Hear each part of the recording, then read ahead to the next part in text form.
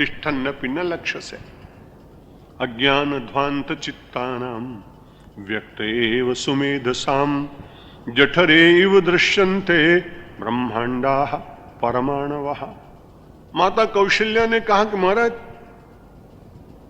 प्रमाण की आवश्यकता नहीं, आप तो अप्रमाण है, क्योंकि जितने प्रमाण है वो सब लौकिक होंगे, इसलिए प्रमाण समझाने के लिए तो दिए जा सकते हैं, लेकिन प्रमाण पूरा का पूरा बैठे ये बहुत संभव नहीं। इसलिए विचार ऐसा आता है कि प्रमाण के द्वारा भी आपको सिद्ध नहीं किया जा सकता, और जिनका मन शुद्ध नहीं है वो भी आपका अनुभव नहीं कर सकते हैं। आप व्यक्त किनके ऊपर होते हैं? बड़ा अच्छा शब्द प्रयोग किया, सुमेधसाम। मेधा कहते हैं बुद्धि को, सु उसका विशेषण है। जो लोग अपनी बुद्धि को साधना करते करते सुमेधा बनाने का प्रयत्न करते हैं, उस सुमेधा के भीतर परमात्मा व्यक्त होता है।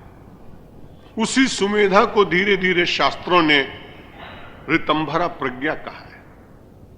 अगर आप अवस्थाओं की दृष्टि से देखना चाहें तो उसे तुरीय अवस्था भी कह सकते हैं। उसमें पूरी तरह से व्यक्ति को परमात्मा के वास्तविक स्वरूप का ज्ञान होता है। प्रमाण से आपको सिद्ध नहीं कर सकते, मन की दौड़ वहां तक पहुंचती नहीं। लेकिन जो अशुद्ध हृदय वाले व्यक्ति हैं वो आपको प्राप्त कर नहीं सकते। आप व्यक्त होते हैं जो सुमेधा संपन्न व्यक्ति हैं। और महाराज बड़ी कृपा है आपकी, आप प्रकट हो जाते हैं सारे संसार के भीतर। अभी भगवान ने माता जी को अपने मुख में दिखाया नहीं, लेकिन ये बड़ी विचित्र बात है कि मानो कौशल्या को भगवान ने स्वयं ज्ञान करा दिया है।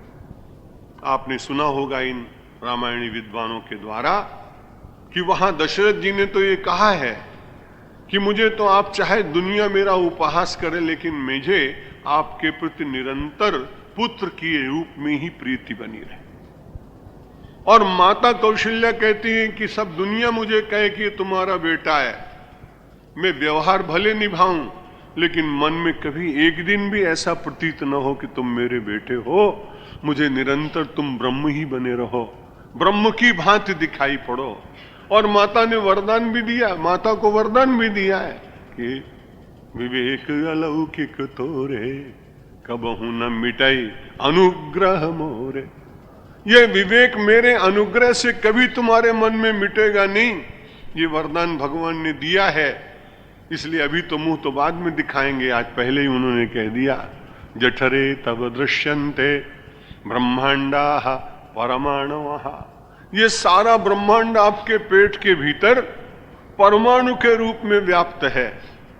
परमाणु वैज्ञानिकों को यह श्लोक पढ़ना चाहिए कि एटम की बात सबसे पहले कौशल्या ने और अपनी अध्यात्म रामायण में कही कि परमात्मा एटॉमिक एनर्जी के रूप में, परमाणु के रूप में आपके उदर में ही स्वयं आप सब कुछ दिखा सकते हैं। और वही जब जठरे कहा तो उसके बाद जब एक दिन माटी हटाने लगी तो कौशल्या जी भी और यशोदा जी का भी वर्णन आता है, तब भगवान के भीतर, भगवान के मुख के भीतर सारा संसार, सारा ब्रह्मांड दिखाई पड़ता है। बड़ी सुंदर उपमा दी। इतना बड़ा संसार कैसे आएगा? जठर में कैसे आएगा? अग्नि में, जठराग्नि में कैसे आएगा? उदर में कैसे आएगा? तो उन्होंने कहा कि परमाणु इतना छोटा होता है कि उसको कोई देख ही नहीं सकता। तो जैसे परमाणु होता है कि सारा संसार परमाणुवत आपके जठर में दिखाई पड़ता है। त्वं ममोदर संभूता इति लोकान विडंबसे भक्तेषु पारवश्यम ते दृश्यम ते दृष्टम मेत्य रघुत्तम। भगवान ने कहा बड़ी कृपा है, माता ने कहा बड़ी कृपा है आपकी। दुनिया तरह तरह की बात कह रही है, मुझे सुनने में अच्छा लग रहा है।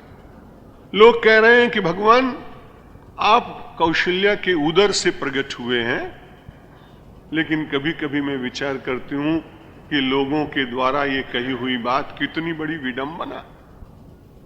एक विडंबना को मैं नित्य श्रवण कर रही हूं कि तुम मेरे उदर से प्रकट हुए हो, लेकिन मैं तो ऐसा मानती हूं कि आपको कोई प्रकट कर ही नहीं सकता है। अगर आप मुझे दिखाई पड़ रहे हैं तो ये आपकी अपनी ही करुणा और महानता है। मुझ में ऐसी कोई शक्ति थी नहीं कि मैं आपको प्रकट करा सकूं, आप मेरे उदर से अवतरित हो सके, ऐसी कोई सामर्थ्य मुझ में नहीं थी। लेकिन एक सामर्थ्य के कारण, एक सद्गुण के कारण, एक विशेष शक्ति होने के कारण, एक विशेष करुणा के कारण, भक्तेषु पारवश्यम, भक्त के कारण आप परवश हो जाते हैं।